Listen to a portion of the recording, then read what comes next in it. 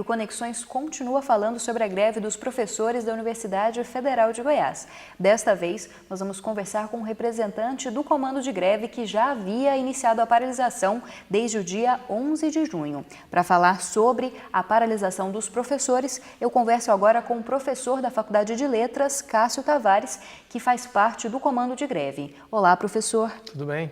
Tudo bem, o Conexões agradece a presença do senhor para dar aí uma outra visão sobre a greve dos professores.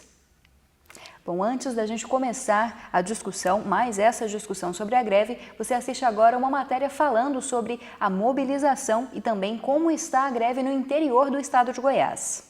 Várias unidades acadêmicas, como as faculdades de Letras e Educação, já estavam paradas desde o dia 11 de junho. Nesta data, começou a greve puxada por um grupo de professores que decidiu cruzar os braços antes mesmo da decisão oficial do sindicato. Os 3 campos da UFG no interior, em Goiás, em Jataí e em Catalão, já estavam parados. O campus de Catalão está paralisado desde o dia 17 de maio, data do início do movimento nacional. Bom, professor, esse grupo já está parado desde o dia 11 de junho, houve uma assembleia também no dia 13. Como está a paralisação, como está a mobilização dos professores por mais essa greve que agora abrange todo o país? Bom, primeiro eu gostaria de dizer que não se trata de um grupo paralelo, não é um outro grupo, quer dizer, são os professores da Universidade Federal. Houve uma pequena diferença de avaliação inicial da diretoria da ADUF em relação à intenção dos professores ou à vontade coletiva dos professores, mas isso já está superado, estamos todos num movimento só. A paralisação vai bem, toda greve, o processo de paralisação é sempre gradual, mas podemos dizer que em uma semana na UFG Goiânia a paralisação está bem forte. E o que tem sido feito aí pelo comando de greve? Que tipo de mobilizações estão acontecendo para esclarecer sobre a greve e para falar até mesmo para os professores a respeito dessas reivindicações? Sim,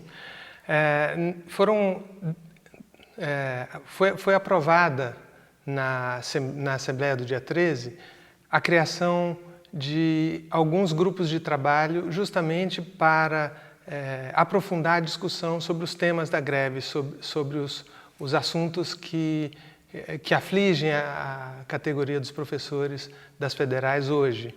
Então temos um grupo de trabalho especificamente para discutir a carreira docente, um grupo de trabalho para discutir financiamento da educação, um grupo de trabalho para discutir modelos de avaliação do sistema CAPES, por exemplo. Então, são vários grupos de trabalho, várias comissões, comissão de mobilização.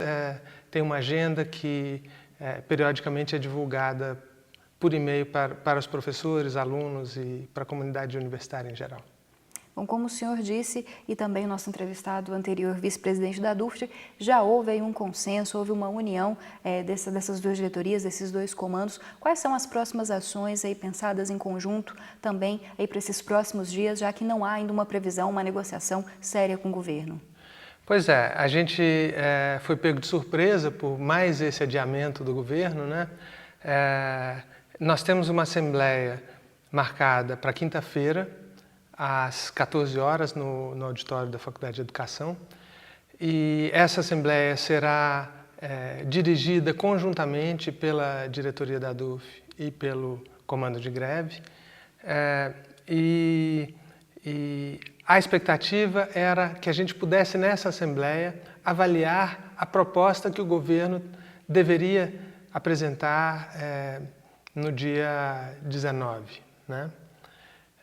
E como o governo cancelou e não apresentou essa proposta, a avaliação que a gente vai fazer, na verdade, é a avaliação justamente desse adiamento, o que significa esse adiamento e que ações nós podemos tomar para pressionar o governo para que ele apresente uma proposta efetiva.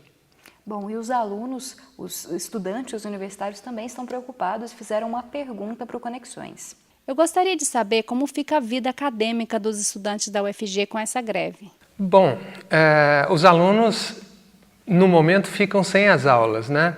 Mas não há motivo para preocupações maiores, porque posteriormente, quando houver a negociação do calendário, porque o calendário terá que ser suspenso em algum momento, o calendário acadêmico, e um novo calendário terá de ser negociado, planejado e aprovado para a retomada das atividades após a greve. Então, nesse momento, todas as aulas que não houve no primeiro semestre serão repostas, né? Não haverá prejuízo nenhum. O prejuízo talvez algum recesso que não vai ter mais, talvez, dependendo da duração da greve, pode ser que a gente tenha que ter aula em janeiro, mas as aulas serão dadas. Bom, apesar dessa preocupação dos estudantes, muitos também estão apoiando a greve. Vários centros acadêmicos decretaram greve estudantil também, aí a parceria com o DCE. Isso fortalece ainda mais, professor, essa greve, essa paralisação, que na verdade ela é, antes de tudo, uma paralisação pela melhoria da educação? Com certeza favorece muito. Os alunos têm... Os estudantes em greve, eles têm a sua própria pauta de reivindicações e me parece que uma das questões mais importantes é a questão da assistência estudantil, né? Com a expansão do sistema federal de ensino superior, houve acesso à universidade de camadas da população que não têm tantos recursos, né? Então, há a necessidade de moradia estudantil, de uma série de outras questões.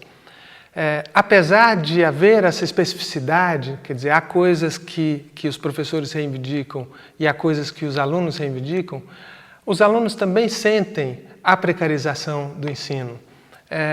Nós temos, por exemplo, um professor que tem que dar atendimento para um número X de alunos, não dará o mesmo atendimento com a mesma qualidade se ele tiver que ter o dobro de alunos para atender. Então, há um aumento na quantidade de alunos para cada professor.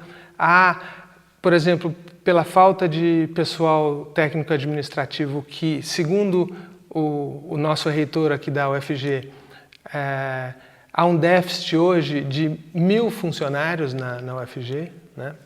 Isso não é pouca coisa. Então, o que isso significa? Na prática, os professores estão assumindo o trabalho administrativo. Então, isso também tira do professor o tempo de dar atenção para o estudante, né? Então, é claro que a precarização da universidade pública atinge os alunos, eles sentem isso e eles nos apoiam. Bom, professor, o Conexões agradece muito a sua presença para falar sobre essa greve, para esclarecer aí todo mundo que está em casa, que às vezes escuta as notícias, mas não sabe exatamente o que está acontecendo, né? Muito obrigada. Obrigado. Bom, e você vai poder saber mais sobre a greve dos técnicos administrativos da Universidade Federal de Goiás no próximo bloco, porque a gente traz a última entrevista do programa para discutir exatamente este tema. Não saia daí, o Conexões volta em instantes.